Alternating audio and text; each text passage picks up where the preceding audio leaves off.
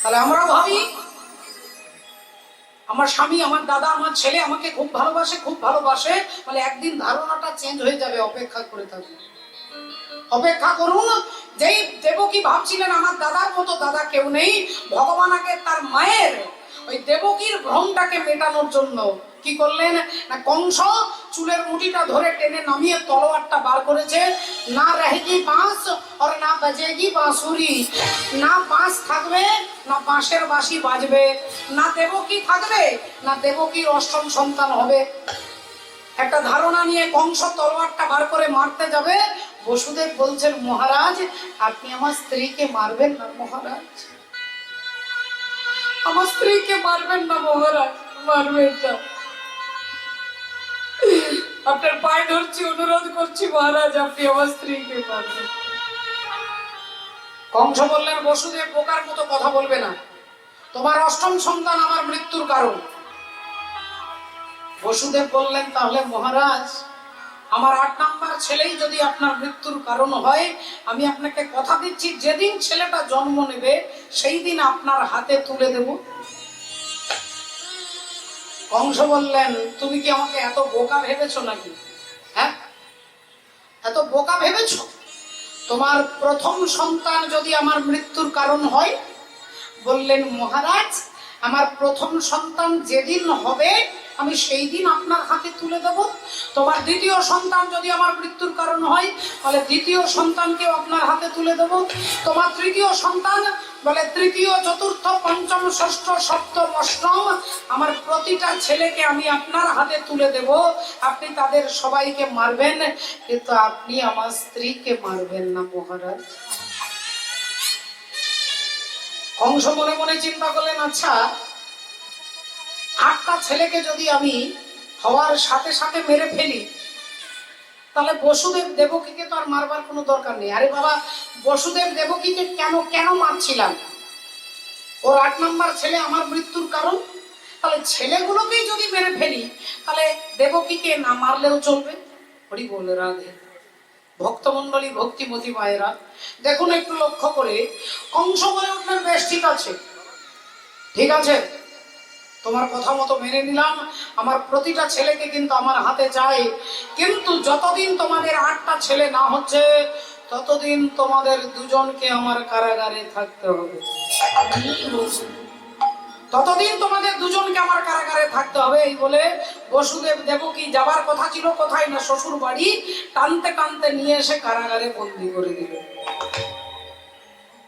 ভক্তমন্ডলী, ভক্তিমতী মায়েরা আপনি কোথায় থাকবেন, কোনখানে থাকবেন, কি অবস্থায় থাকবেন, এটার দায়িত্ব আপনার নয়, তিনি নির্বাচন করে রেখেছেন।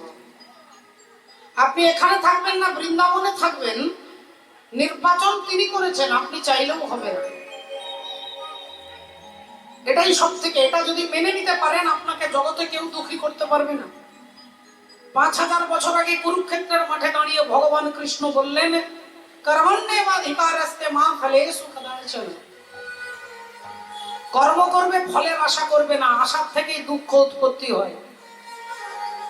তাহলে দুঃখকে যদি জীবন থেকে তাড়াতে হয়, কোন ডাক্তার, কোন নেতা, কোন মন্ত্রী, কোন উকিল, কোন ব্যারিস্টার কারোর কাছে ছোটার দরকার নেই।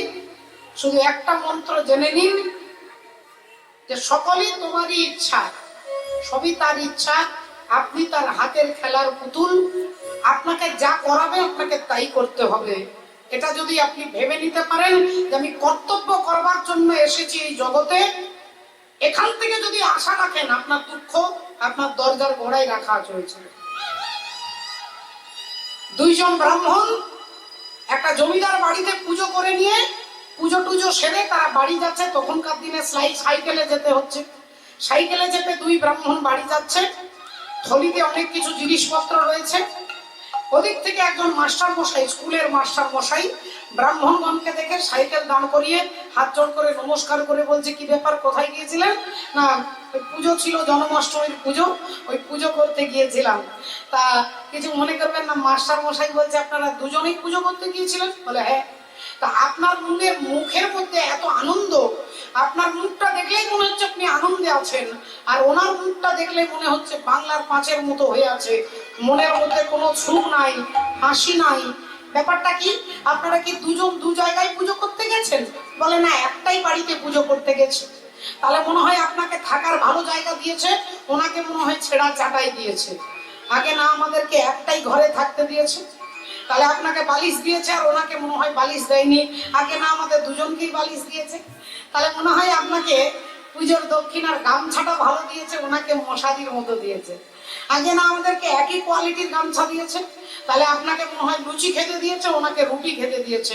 আগে না আমাদের দুজনকেই লুচি খেতে দিয়েছে, তাহলে আপনাকে দুটো রসগোল্লা বেশি দিয়েছে, ওনাকে কম দিয়েছে। আগে না আমাদের দুজনকে যাচাই রসগোল্লা দিয়েছে, তাহলে আপনাকে পুজোর দক্ষিণা বেশি দিয়েছে, ওনাকে একটু কম দিয়েছে। বললেন না, আমাকেও 1001 টাকা দিয়েছে, ওনাকেও 1001 টাকা দিয়েছে। তাহলে একই বাড়িতে গেছেন পুজো করতে, একই খাবার খেয়েছেন, একই বিছানায় থেকেছেন, একই গামছা, একই দক্ষিণা, অথচ আপনার মনে এত আনন্দ, ওনার মনে এত দুঃখ কেন? বললেন আর বলবেন না, যখন আমরা পুজো করতে যাচ্ছিলাম না, আলোচনা করতে করতে যাচ্ছিলাম, আমি বলছিলাম জমিদার বাড়িতে পুজো হবে, দেখবি 500 টাকা দক্ষিণা দেবে, বেশি দেবে না, 500 টাকা দেবে। আর উনি বললেন না না না না, 500 টাকা কি দেবে রে, 2000 টাকা দেবে, দেখবি 2000 টাকা দেবে। উনি ভেবেছিলেন 2000 টাকা দেবে, আমি ভেবেছিলাম 500 টাকা দেবে, কিন্তু জমিদার বাবু দিয়েছে 1000 টাকা। আমি ভেবেছি 500 দিয়েছে 1000, তাই আমার এত আনন্দ। উনি ভেবেছেন 2000 দিয়েছে 1000, তাই ওনার মনের মধ্যে এত ব্যথা। এবার আপনারা ভেবে বলুন বাবা, দুঃখটা কি জমিদার বাবু দিলেন, না দুঃখটা আমি নিজে কল্পনা করে নিলাম? আমি ভেবে নিয়েছি আমার ছেলে আমাকে দেখবে, আমার বৌমা আমাকে দেখবে, আমার নাতি আমার বংশে বাতি দেবে, আমার ছেলে সেবা করবে, আমার বউ আমাকে হাতের ওপরে রাখবে, এতগুলো আমার মধ্যে ভাবনা। কিন্তু একটাও যখন ভাবনার সঙ্গে মিলছে না, এই তখনই জ্যোতিষীর কাছে, ডাক্তার বাবুর কাছে, সবার কাছে ছুটছি, আমার কপালটা ভালো নয়। কিন্তু কপালটা খারাপ নয়, আপনি ভেবেছেন, আপনার ভাবনার উপরে আপনার দুঃখ দাঁড়িয়ে রয়েছে। আপনি সংসার করেছেন, সন্তান আদি আছেন, এটা আপনার কর্তব্য, কিন্তু ওদের ওপরে আপনি ডিপেন্ড করবেন না যে ছেলে আমাকে দেখবে। আপনাকে দেখবে কে? আপনাকে দেখবে পরমেশ্বর, পরম পিতা ভগবান। আমি সখা তো শুনিলে ডুবে মরিস, দোষ করো নয় গো মা, আমার ধর্ম হলো কদণ্ড স্বরূপ, ক্ষেত্র মাঝে আমি ভাবিলাম সে কূপে বেড়িল কালের উপজন, কালো বন রমা মা, দোষ কারণ নয় গো। তাহলে মা, আপনার ভাবনাটাই যদি আপনার দুঃখের কারণ, তাহলে আমি কেন ভাববো যে সংসার থেকে আমি সুখ পাবো? আমাকে সুখ দেওয়ার দায়িত্ব হচ্ছে তার, আমি তার উপরে নির্ভর করব, এটাই হচ্ছে দুঃখের কারণ। এই কারণেই ভগবান কুরুক্ষেত্রের মাঠে অর্জুনকে নয়, সমগ্র গীতার মধ্য দিয়ে বিশ্বব্যাপী সবাইকে বলছেন, কর্মণ্যেবাধিকারস্তে মা ফলেষু কদাচন। গাছ লাগাবে, গাছের ফল হবে আমি খাবো, এই ভাবনাটা রাখবে না। গাছটা লাগানোর দায়িত্ব তোমার, ফল হবে কি হবে না সেটার দায়িত্ব তার। যদি এই ভাবনা আপনি তৈরি করতে পারেন, তাহলে আপনাকে জগতে কেউ দুঃখ দিতে পারবে না। তাই আসুন আজকে দেখুন, বসুদেব দেবকীকে কারাগারে টানতে টানতে বন্দি করে দিলেন। 8টা ছেলে যতদিন না হবে ততদিন কারাগারে থাকতে হবে। বসুদেব দেবকী আনন্দে ভগবানের ভজন করছেন, ভগবানের নাম স্মরণ করেছেন। একবার সবাই মিলে বলবো, বলো বাঁকে বিহারী লাল কি, বলো ভগবান কৃষ্ণচন্দ্র কি, বলো রাধা রানী কি জয়। রাধে। চলুন একটু হাততালি দিয়ে, একটু নামের মধ্য দিয়ে, একটু ভজনের মধ্য দিয়ে আমরা আনন্দ করব। রাধা কি পায়াল ছম ছম বাজে, ছম ছম বাজে পায়াল, রাধা রানী নাচে সামনে। में छेड़ा राधा कृष्ण दीवाना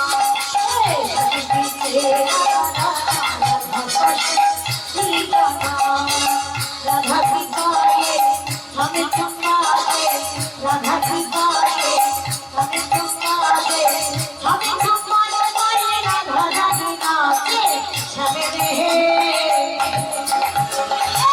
छबे रे राधा राधा बस दीवाना छबे रे राधा राधा बस दीवाना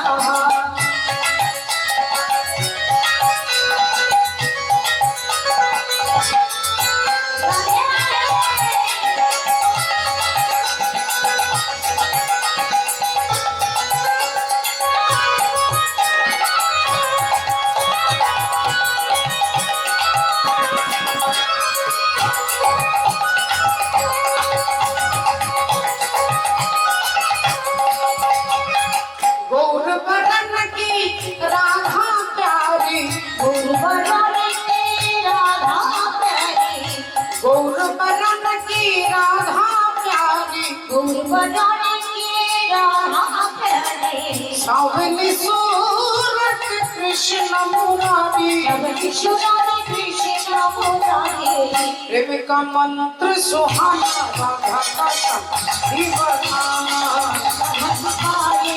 हमें चुपा दे राधा की पाए हमें चुपा दे हमें चुपा दे राधा रानी नाच छबे रे राधा राधा दीवाना छबे रे राधा राधा कृष्ण दीवाना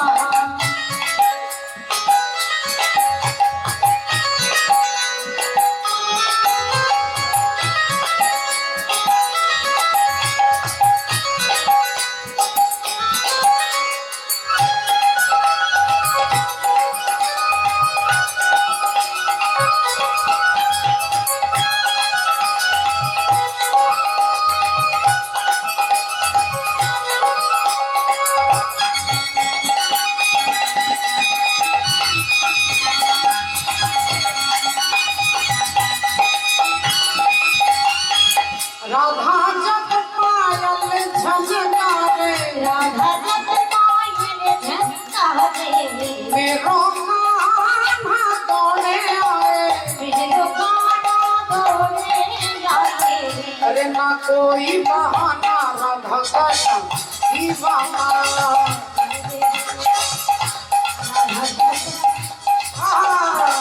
चल में छेड़ा तराना राधा कृष्ण दीवाना राधा की पायल छम छम बाजे राधा की पायल छम छम बाजे राधा की पायल छम छम बाजे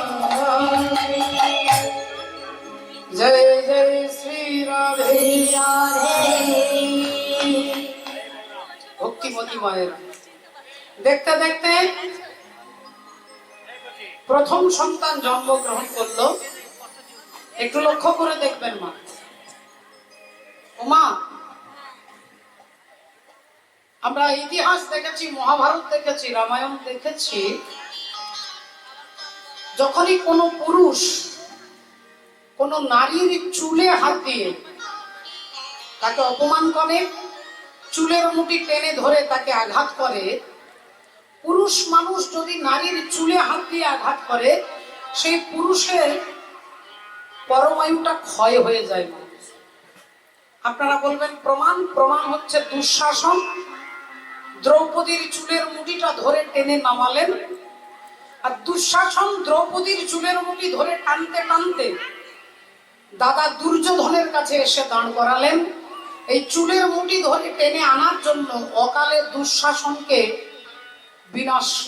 বিনাশ হয়ে গেল বাবা আজ আরেকজন আছেন ত্রেতা যুগে তিনি চুলে হাত দিয়েছিলেন তিনি হচ্ছেন রাবণ রাজা সীতা দেবীর চুলে হাত দিয়েছিলেন সীতা দেবীর চুলের মুঠি ধরে টেনে রথে তুলেছিলেন রাবণের পরমায়ুর অর্ধেকটা ক্ষয় হয়ে গেল সীতা দেবীর চুলে হাত দেওয়ার জন্য আর অর্ধেকটা পরমায়ু ক্ষয় হয়ে গেল তার শক্তি ক্ষয় হলো বলে শক্তি ক্ষয় এনার্জি লস আচ্ছা, শক্তি ক্ষয় হলো কি করে? এই তথ্যটা জানতে গেলে একটু যেতে হবে রাধে রাধে। রাম রাবণের যুদ্ধ হচ্ছে, রাবণের এক একটা করে প্রজাগুলো মারা যাচ্ছে।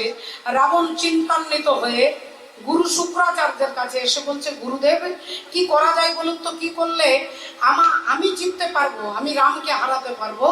গুরু শুক্রাচার্য বলছেন, বাবা রাবণ, তুমি যদি জিততে চাও তাহলে কোনো রকমে ছলে বলে কৌশলে তুমি যদি শিব ঠাকুরকে তোমার লঙ্কায় নিয়ে যেতে পারো তাহলে রামচন্দ্র অনায়াসে হেরে যাবে। শুক্রাচার্য হচ্ছে পরম জ্ঞানী। গীতাতে 10ম অধ্যায় ভগবান কৃষ্ণ বলছেন, জ্ঞানীদের মধ্যে আমি শুক্রাচার্য, বিদগ্ধ পণ্ডিত। সেই শুক্রাচার্য বলছে, শিব ঠাকুরকে লঙ্কায় নিয়ে যেতে পারলে তবে রাম হেরে যাবে। রাবণ অমনি এসেছেন বাবা ভোলেনাথের কাছে, আর ভোলেনাথের চরণে হাত দিয়ে প্রণাম করে বলছে, বাবা গুরুজি আপনাকে আমার লঙ্কায় যেতে হবে। তা বাবা ভোলেনাথ বললেন, কি ব্যাপার, তুমি হঠাৎ করে লঙ্কায় নিয়ে? না গুরুজি আপনাকে যেতে হবে, আপনাকে আমার সঙ্গে যেতে হবে গুরুজি, আমি কিন্তু ছাড়বো না, আজকে উনি আমার সঙ্গে লঙ্কায় যেতে হবে। বাবা ভোলেনাথ মনে মনে চিন্তা করলেন, কোনোদিন এমন বলে না, তাহলে ব্যাপারটা কি একটু দেখি। চোখ বন্ধ করে দেখলেন যে আমি যদি লঙ্কায় চলে যাই তাহলে আমার প্রভু রামচন্দ্র যুদ্ধে হেরে যাবে। এবার বাবা ভোলেনাথ কায়দা করছে, বাবা রাবণ আমি তোমার সঙ্গে যেতাম, কিন্তু এতটা রাস্তা তো আমি হেঁটে হেঁটে যেতে পারবো না। না বাবা আপনাকে হেঁটে যেতে হবে না। ভোলেনাথ বললেন, আমি এতটা রাস্তা ষাঁড়ের পিঠে চেপেও যেতে পারবো না, আপনাকে ষাঁড়ের পিঠেও চেপে যেতে হবে না, তাহলে কি করে আমি যাব? রাবণ বললেন, আমি কাঁধে করে নিয়ে যাব, কাঁধে করে নিয়ে যাব, কাঁধে করে নিয়ে যাব, করে নিয়ে যাব, কাঁধে করে নিয়ে যাব। ও লঙ্কায় প্রতিষ্ঠা করব, কাঁধে করে নিয়ে যাব, লঙ্কায় প্রতিষ্ঠা করব, কাঁধে করে নিয়ে যাব, লঙ্কায় প্রতিষ্ঠা আমি কাঁধে করে নিয়ে যাব, লঙ্কায় প্রতিষ্ঠা করব, কাঁধে করে নিয়ে যাব, লঙ্কায় প্রতিষ্ঠা করব, আমি কাঁধে করে নিয়ে যাব। আমি কাঁধে করে নিয়ে যাব, কাঁধে করে নিয়ে যাব। আমি আপনাকে কাঁধে করে নিয়ে যাবো, আপনি চিন্তা করবেন না। এবার ভোলেনাথ চিন্তায় পড়ে যাচ্ছে, এবার আমি কি বলবো? আমি হেঁটে যাবো না বললাম, বলছে কাঁধে করে নিয়ে যাব। তাহলে এবার বাবা ভোলেনাথ বললেন, ঠিক আছে রাবণ, শোনো বাবা, শোনো শোনো, তা তুমি তো আমাকে কাঁধে করে নিয়ে যাবে, কিন্তু রাস্তায় যদি আমাকে তোমার ভারী লাগে, যদি তোমার ভারী লাগে তুমি আমাকে রাস্তায় নামিয়ে দাও, তাহলে যেখানে নামাবে আমি কিন্তু সেখানেই থাকবো, সেখান থেকে এক চুল তুমি আমাকে নড়াতে পারবে না। রাজি? রাবণ মনে মনে ভাবলেন, আরে তো আপনাকে আমি নামাবই না, নামাবই না, তাহলে একচুল না নড়ার কি আছে? ঠিক আছে আপনি চলুন, যদি আমি আপনাকে নামাই, যেখানে নামাবো সেখানেই থাকবেন। কন্ডিশন হয়ে গেল। বাবা ভোলেনাথ রাবণের কাঁধে চাপলেন, রাবণ নিয়ে যাচ্ছেন। এদিকে প্রভু রামচন্দ্র চিন্তা করছে যে উনি যদি লঙ্কায় চলে যায় আমি তো হেরে যাব। ভগবান রাম অমনি দুজন দেবতাকে দেখেছে, একজন বরুণ দেবতা, একজন পবন দেবতা, দুজন দাঁড়িয়েছে। ভগবান বলে উঠলেন, শোনো পবন দেব, তুমি ব্রাহ্মণ সেজে গাছের তলায় দাঁড়িয়ে থাকো, আর বরুণ দেব তুমি জল হয়ে রাবণের পেটের ভেতরে প্রবেশ করো, রাবণের পেটের ভেতরে তুমি জল হয়ে প্রবেশ করো। এখন বরুণ দেবতা রাবণের পেটে ঢুকেছে জল হয়ে, আর পবন দেবতা ব্রাহ্মণ সেজে গাছের তলায় দাঁড়িয়ে আছে। এখন বরুণ দেবতা যত পেটে চাপ দিচ্ছে জল হয়ে, এবার রাবণের কিছু মনে করবেন না বাবা, প্রসাদ পেয়ে গেছে। এখন রাবণের প্রস্রাব পেয়ে গেছে, রাবণ ভাবছে যে আমি তো এনাকে কাঁধে নিয়ে প্রস্রাব করতে পারবো না, এটা নীতি বিরুদ্ধ, ভোলেনাথকে কাঁধে নিয়ে প্রস্রাব করতে পারবো না। আচ্ছা যদি নামিয়ে দিয়ে প্রস্রাব করি তাহলে ওনার সঙ্গে আমার কন্ডিশন করা আছে, যদি নামাই যেখানে নামাবো সেখানেই থাকবে। আচ্ছা যদি প্রস্রাবটা না করি তাহলে কিডনি ফেলিওর হতে পারে। তাহলে এতগুলো ঝকমারিতে পড়েছে, এখন কি করা যায়, কি করা যায়, কি করা যায়? এমন সময় রাবণ দেখতে পেলেন একজন ব্রাহ্মণ দাঁড়িয়ে আছে, তিনি মনে ছুটে এসেছেন, ভাবলেন আমিও ব্রাহ্মণ আপনিও ব্রাহ্মণ, তাই একটু দয়া করে আমার ভোলেনাথকে ধরুন না, মাটিতে নামাবেন না, একটু ধরুন না। পবন দেবতা মনে মনে বলছে আমি এই কেসের জন্যই দাঁড়িয়ে আছি, কিন্তু মুখে বলছে আমার দ্বারা হবে না, হবে না, হবে না দাদা, অন্য কোথাও ব্যবস্থা করুন, একটু ধরুন না। আরে কি মুশকিল, বলছি তো হবে না নাকি, একটু ধরুন না, 2 মিনিট, শুধু 2 মিনিটের ব্রেক, 2 মিনিট, এক্ষুনি যাওয়া চলে আসবে, একটু ধরুন না। পবন দেবতা বললেন, ঠিক আছে আমি আপনাকে 5 মিনিট সময় দিচ্ছি, 5 মিনিটে হবে তো? বললেন একবারে আলবাত হয়ে যাবে, বলে 5 মিনিটের মধ্যে আপনি আসেন, ভালো, নইলে আমি কিন্তু নামিয়ে দেবো। আর রাবণ দেখছে আমার 5 মিনিট লাগবে না, শিব ঠাকুরকে ধরিয়ে দিয়ে একটু দূরে গিয়ে তিনি প্রস্রাব করতে বসেছে। প্রস্রাব করছেন, কিন্তু বাবা আজকে প্রস্রাবের মধ্যে রাজনীতি ঢুকে গেছে। আজকে রাবণ প্রস্রাব করেই যাচ্ছে, প্রস্রাব আর বন্ধ হচ্ছে না, টালার ট্যাঙ্কির মতো অবস্থা। প্রস্রাব হয়ে যাচ্ছে, প্রস্রাব আর বন্ধ হচ্ছে না। 1 মিনিট, 2 মিনিট, 4 মিনিট, 5 মিনিট প্রস্রাব হচ্ছে। আর এদিকে রাধে রাধে 5 মিনিট হয়ে গেছে, পবন দেবতা শিব ঠাকুরকে নামিয়ে দিয়েছে। আর যেই নামিয়ে দিয়েছে এদিকে প্রস্রাব বন্ধ হয়ে গেছে। কিরকম রাজনীতি দেখছে, এখানে নামিয়ে দিয়েছে, এখানে প্রস্রাব বন্ধ। হাতে পায়ে জল দিয়ে রাবণ ছুটে আসছে, দেখছে শিব ঠাকুর মাটিতে নামানো আছে, ভাবছে তাড়াতাড়ি যদি তুলে নি। যেই রাবণ ছুটে আসছে তমনি বাবা ভোলেনাথ সোজা অতল বিতল সুতল তলাতল রসাতল মহতল পাতাল, একবারে সোজা পাতালে চলে যাচ্ছে। আর যেই পাতালে চলে যাচ্ছে রাবণ রাজা শিব ঠাকুরের মাথাটা ধরে টান দিয়ে ভাবছে তুলবো পাতাল থেকে। এই শিব ঠাকুরকে পাতাল থেকে টেনে তুলবার চেষ্টা করছেন বাবা ভোলেনাথের মাথা ধরে। রাবণ রাজা এত বীর, এত ক্ষমতাশালী, পাতাল থেকে এই পৃথিবী পর্যন্ত তিনি তুললেন, কিন্তু পৃথিবী থেকে কাঁধ পর্যন্ত তুলতে পারলেন না। কেন পারলেন না? না, রাবণের থেকে আরো বেশি শক্তিশালী, সেটা হচ্ছে ধর্ম। ধর্ম, ধর্ম কাকে বলে? বলে আগে ধর্ম রে পরে ধর্ম রে, আগে ধর্ম রে পরে ধর্ম রে, আগে ধর্ম রে পরে ধর্ম রে, আগে ধর্ম রে পরে ধর্ম রে, আগে ধর্ম রে পরে ধর্ম রে, আগে ধর্ম রে।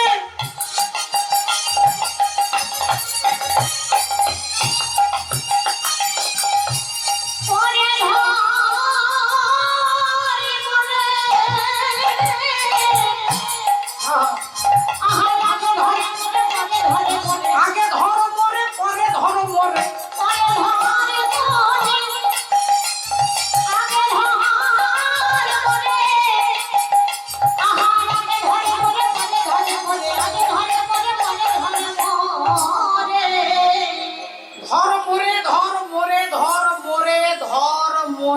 ধর্ম রে, আগে ধর্ম রে। सर्वधर्म परित्यज्य मामेकं शरणं व्रज अहं त्वं सर्व पापेभ्यो मोक्षयिष्यामि मा शुचि। এই পাতাল থেকে শিব ঠাকুরকে তুলে আনলেন এই পৃথিবী পর্যন্ত। যে শিব, তার নাম আপনারা অনেকে শুনেছেন, তিনি হচ্ছেন বাবা বৈদ্যনাথ ধাম। বাবা বৈদ্যনাথ ধাম এখন ঝাড়খণ্ডে পড়ছে, বাবা ঝাড়খণ্ডের অন্তর্গত সেই বৈদ্যনাথ ধাম। হরি বল। যাকে রাবণ পাতাল থেকে তুললেন, কিন্তু এখান পর্যন্ত তুলতে পারলেন না। এই যে তুলবার জন্য যে শক্তি ক্ষয় হলো, এই দুটো কারণের জন্য রাবণের অকাল মৃত্যু হলো। সেই কংস আজকে দেবকীর চুলের মুঠি ধরেছে, তাহলে বাবা শাস্ত্র অনুযায়ী তারও তো অকাল মৃত্যু হবে। তাই কংস বসুদেব দেবকীকে কারাগারে রেখে দিয়েছে। তারা দিন রাত্রি ভগবানের ভজন করে। দেখতে দেখতে প্রথম সন্তান জন্ম নিল, যার নাম হলো কীর্তিমান। প্রথম ছেলে হলো কীর্তিমান। কথা মতো, নিয়ম অনুযায়ী বসুদেব ছেলেটাকে কোলে নিয়ে আর কংসকে দেবার জন্য নিয়ে আসছে। দেবকী কান্নাকাটি করছে, তিনি তো মা, সন্তানকে জমের হাতে কি করে তুলে দেবে? মা কি করে জমের হাতে ছেলেকে তুলে দেবে? এই বসুদেব দেবকী হাহাকার করে কাঁদছে, বসুদেব সান্ত্বনা দিচ্ছে। দেবকী, কপালে যা আছে তা ঘটবে, কিন্তু ধর্ম রক্ষা করা হচ্ছে আমাদের কর্তব্য। তুমি যদি তোমার ছেলেকে না দাও, আমি মিথ্যেবাদী হয়ে যাব, আর আমি মিথ্যেবাদী হয়ে গেলে নরকে যেতে হবে। দেবকী ছেলেটাকে স্বামীর হাতে তুলে দিলেন, বসুদেব ছেলেটাকে এনে কংসের হাতে দিলেন। কংস মনে মনে ভাবলেন, বাবা এত বড় সত্যবাদী, ছেলেটাকে আমার হাতে তুলে দিয়েছে, এবার আমি মারতে হবে। তো মারবার জন্য যেই ছেলেটার দিকে তাকিয়েছে অমনি সুন্দর চোখ, সুন্দর মুখ, অপূর্ব সুন্দর দেখতে। ছেলেটাকে দেখেই মায়ায় পড়ে গেল কংস। বললেন বসুদেব, না না না, এই ছেলে আমাকে মারতে পারবে না। এত সুন্দর, এত সহজ, এত সরল, এত নিষ্পাপ, না না, এ আমাকে মারতে পারবে না। নিয়তি বলেছে দেবকীর অষ্টম সন্তান আমাকে মারবে, তাহলে এ তো অষ্টম সন্তান নয়, এ তো প্রথম সন্তান। বসুদেব যাও, তোমার ছেলেকে আমি ফিরিয়ে দিলাম।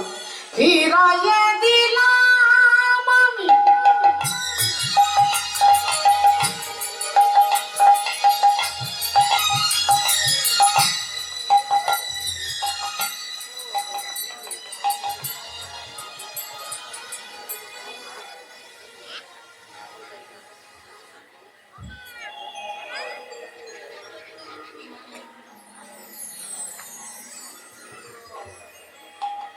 জয় নিতাই, জয় গুরু। আমাদের 27 নম্বর ওয়ার্ডের পৌরপিতা, তিনি আপনাদের কাছে একজন রাজনীতিবিদ এসে উপস্থিত হননি, তিনি উপস্থিত হয়েছেন একজন ভক্ত হিসেবে। আজকে সেই ভক্ত হয়ে আমাদের কীর্তনিয়াকে মাল্যদান করে তাকে সম্বর্ধনা জানালেন। আপনারা আশীর্বাদ করুন। আমাদের এই কমিশনার, তিনি আপনাদের আশীর্বাদে সুস্থ নিরোগ থেকে যেভাবে আমাদের সেবা করে আসছে, আমরা যেন আগামীকালও তার কাছ থেকে সেবা পাই। এই বলে সবাইকে ধন্যবাদ জ্ঞাপন করছি। জয় নিতাই, জয় গুরু।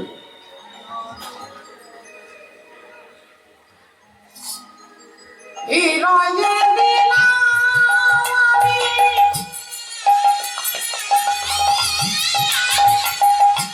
সন্তানে তোমার, ফিরাইয়ে দিলাম আমি।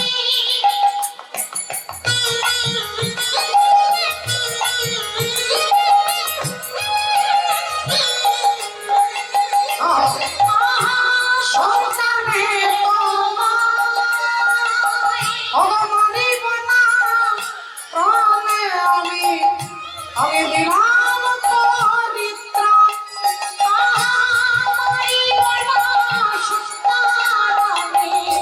দিলাম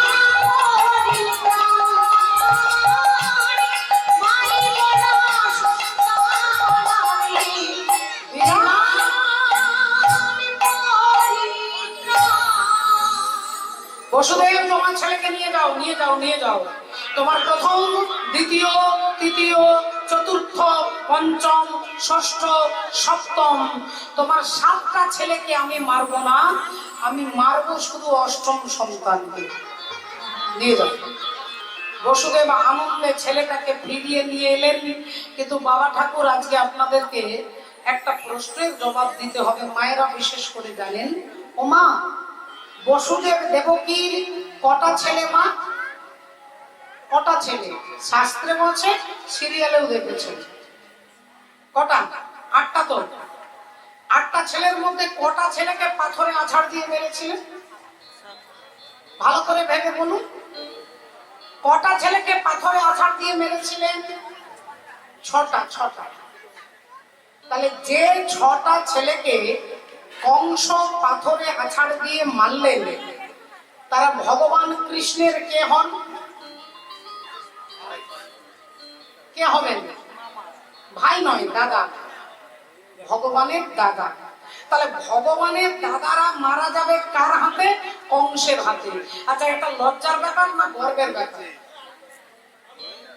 ভগবানের দাদারা মরবে কংসের হাতে, এটা লজ্জা না আনন্দের ব্যাপার, গর্বের ব্যাপার? বলে লজ্জার ব্যাপার কেন? না, ভগবানের দাদারা মারা যাবে দুরাচারী কংসের হাতে। এটা একটা রিডিকুলাস এবং এটা একটা অবাক। ভগবানের দাদারা মরবে কংসের হাতে, তাহলে একটা কারণ আছে, একটা কারণ আছে। কারণটা জানতে গেলে যেতে হবে সত্য যুগে। ওই যে 6টা ছেলেকে কংস মারবে, ওই 6টা ছেলে ছিলেন সত্য যুগে মরীচি ঋষির পুত্র। মরীচি ঋষির পুত্র বাগানে খেলা করছে, আর এমন সময় পাশ দিয়ে যাচ্ছে সৃষ্টিকর্তা ব্রহ্মা। যেতে যেতে যেতে ব্রহ্মা এমন সময় তার ছেলে মদনের সঙ্গে দেখা হয়ে গেল। ব্রহ্মার ছেলে হচ্ছে কামদেব, মদন। মদন এসে দাঁড়িয়েছে, বললেন বাবা তুমি অন্যান্য ছেলেদেরকে কত কিছু দিয়েছো, গাড়ি বাড়ি টাকা পয়সা ধন ঐশ্বর্য, তা বাবা তুমি তো আমাকে কিছু দাওনি।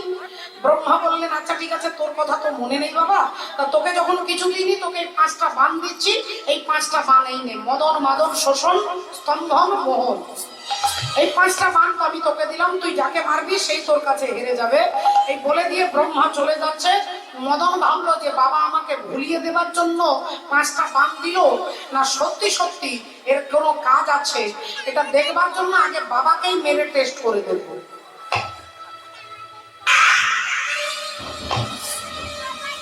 প্রথম বানটা মারলেন ব্রহ্মাজিকে। ব্রহ্মা মদনের বানে জর্জরিত হয়ে নিজ কন্যা সন্ধ্যার পেছনে, কন্যা সন্ধ্যার পেছনে আলিঙ্গন করবার জন্য ছুটছে।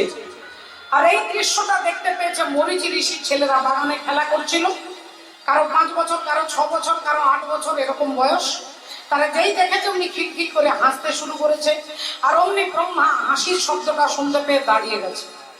দাঁড়িয়ে গিয়ে ভাবছে আমি কন্যার পেছনে ছুটছিলাম, হঠাৎ করে এই মতি হলো কেন, না মদন আমাকে বান মেরেছে।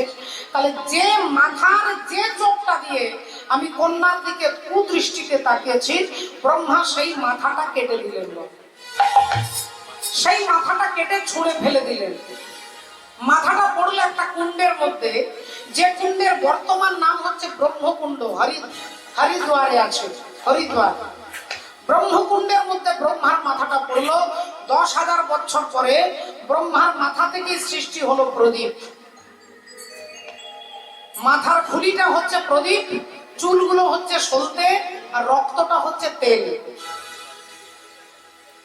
তাহলে প্রদীপ সৃষ্টি হলো। ওই প্রদীপটা কখন জ্বালে মা? সকালে, দুপুরে, না সন্ধ্যেবেলা? সন্ধ্যেবেলা। কেন না মেয়ের নাম ছিল সন্ধ্যা, সন্ধ্যার কাছে প্রায়শ্চিত্ত করছে, তাই সন্ধ্যেবেলায় প্রদীপটা জ্বালানো।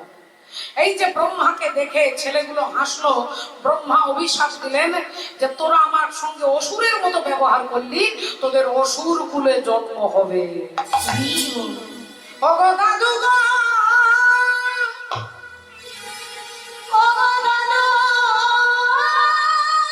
দাদু আমাদের ভুল হয়ে গেছে দাদু, আমাদের অন্যায় হয়ে গেছে দাদু, আমরা না জেনে না বুঝে তোমাকে এসে ফেলেছি, আমাদের ক্ষমা করে দাও দাদু, ক্ষমা করে দাও, ভুল করেছি। ব্রহ্মার পায়ে ধরে বাচ্চা ছেলেগুলো কান্নাকাটি করছে। ব্রহ্মা বলেন ঠিক আছে ঠিক আছে, তোরা নিজের ভুল যখন বুঝতে পারছিস, শোন তোদের অসুর কুলে জন্ম হবে, তবে তোরা উদ্ধার হবি কি করে, না যেদিন তোরা তোদের বাবার হাতে পড়বি সেদিন তোরা উদ্ধার হবি।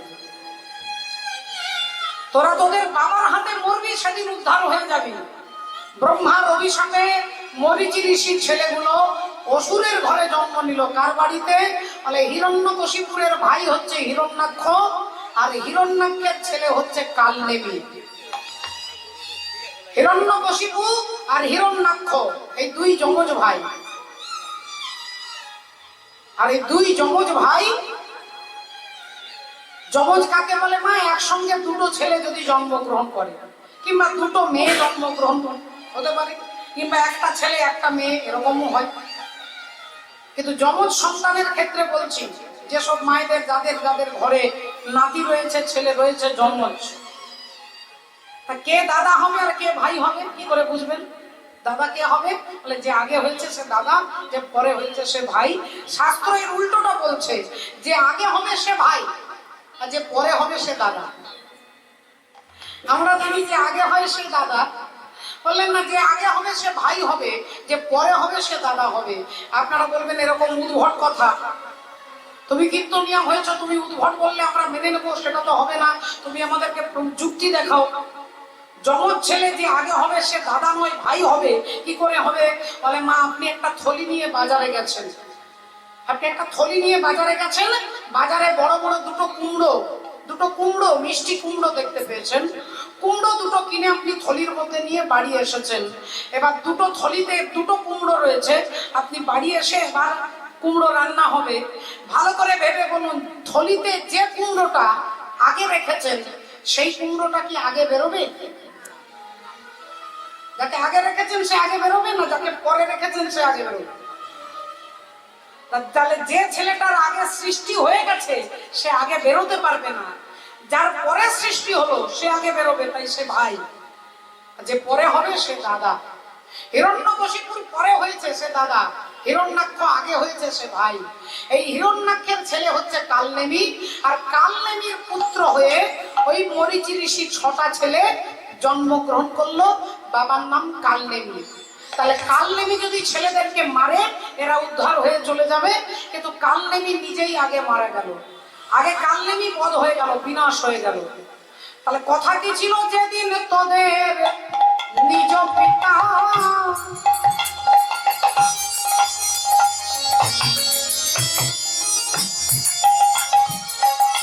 নিজের হাতেতে বাঁধিবে, আহা যেদিন তোদের নিজ পিতা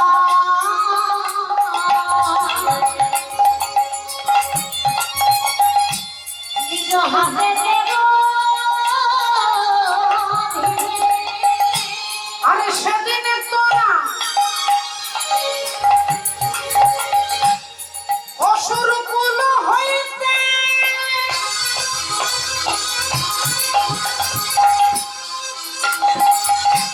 উদ্ধার পাইবে, আহা সেদিন তোরা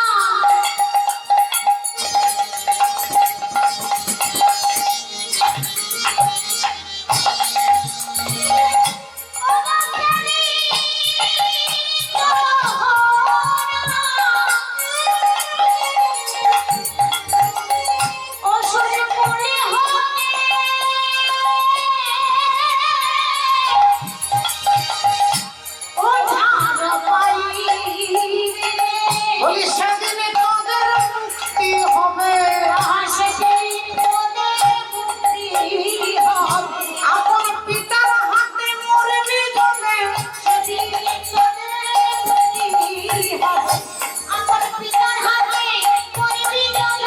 বলি সেদিনে তোদের মুক্তি হবে। হৃদয় গৌর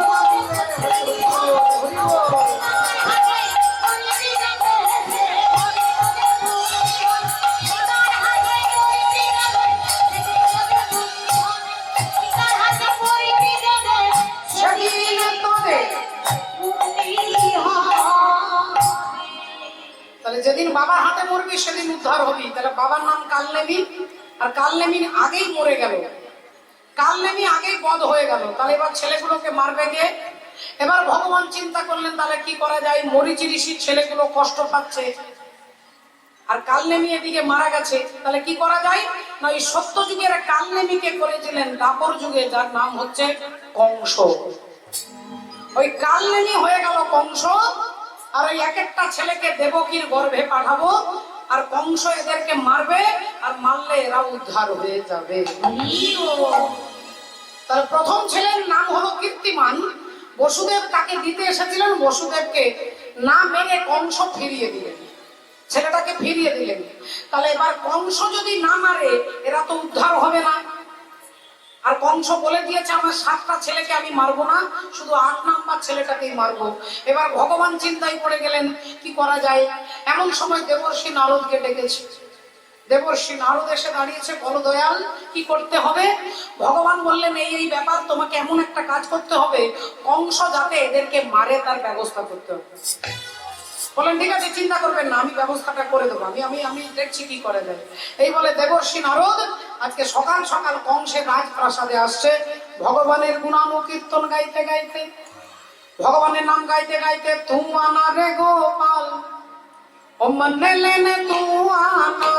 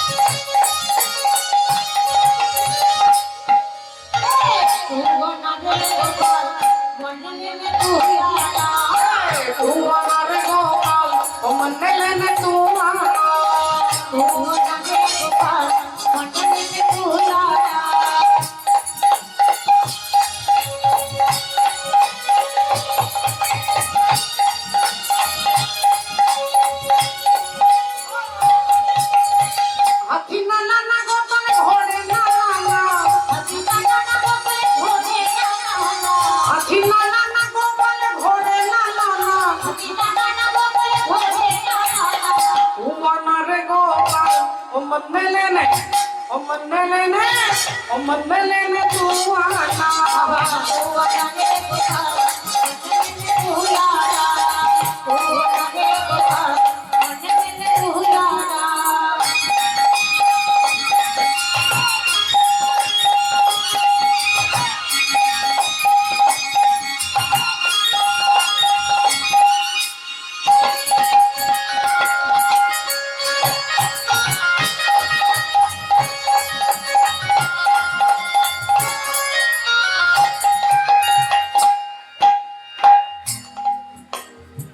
तूने प्यार जो इतना ज्यादा किया तूने प्यार जो इतना ज्यादा किया मैं तेरी हो गई मैंने वादा किया मैं तेरी हो गई मैंने वादा किया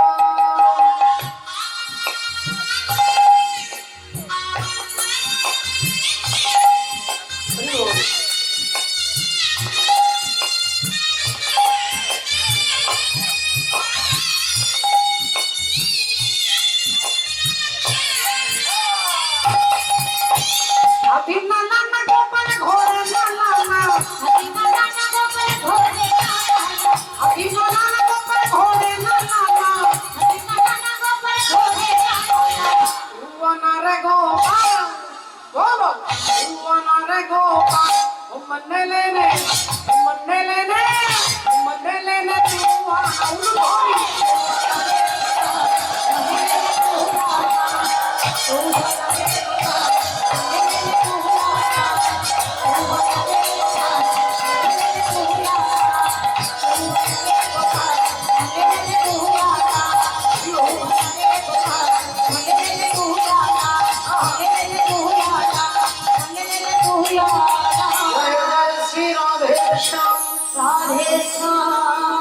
শ্রদ্ধেয় বাবা ঠাকুর ভক্তিমতী মায়েরা তাহলে দেবর্ষি নারদ এলেন মহারাজ কংসের রাজ দরবারে নারায়ণ নারায়ণ নারায়ণ কংস বললেন কি ব্যাপার সকাল সকাল আপনার আগমন ব্যাপারটা কি নারদ মুনির সঙ্গে সঙ্গে মুখে হাত দিয়ে আঙুল দিয়ে বলছে চুপ চুপ চুপ চুপ চুপ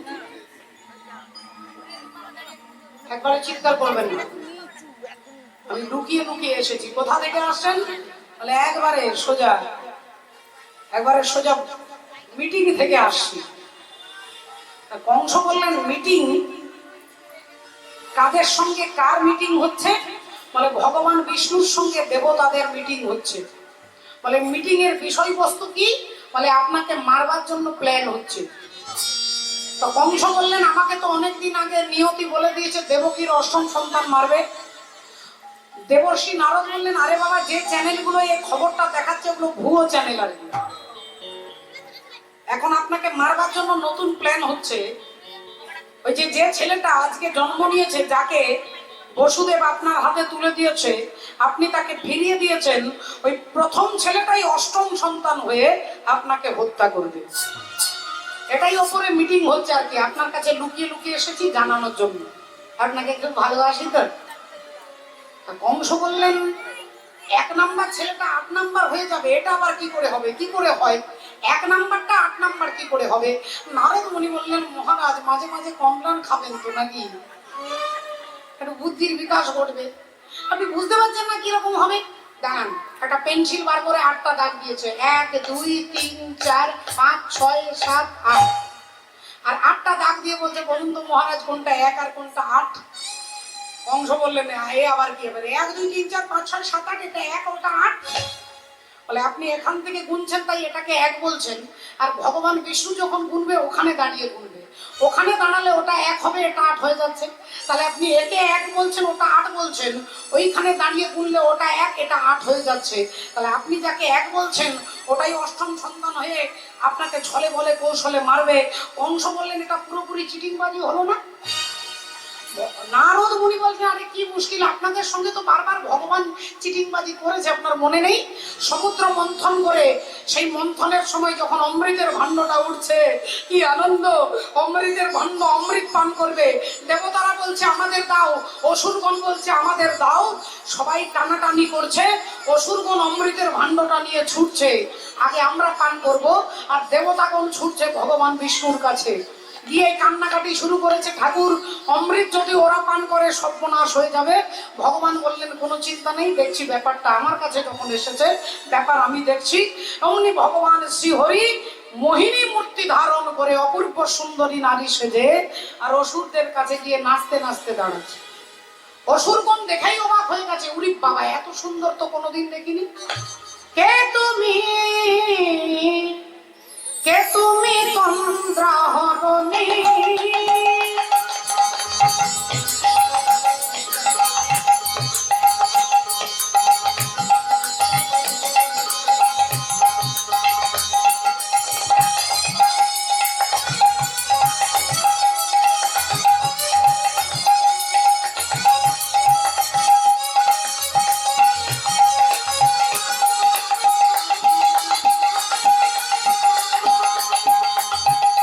কে তুমি তন্দ্রাহরণী, কে তুমি তন্দ্রাহরণী, দাঁড়িয়ে আমার চোখের আগে ভরণে পুষ্প রাগে, কে তুমি চম্পাবরণী, কে তুমি তন্দ্রাহরণী।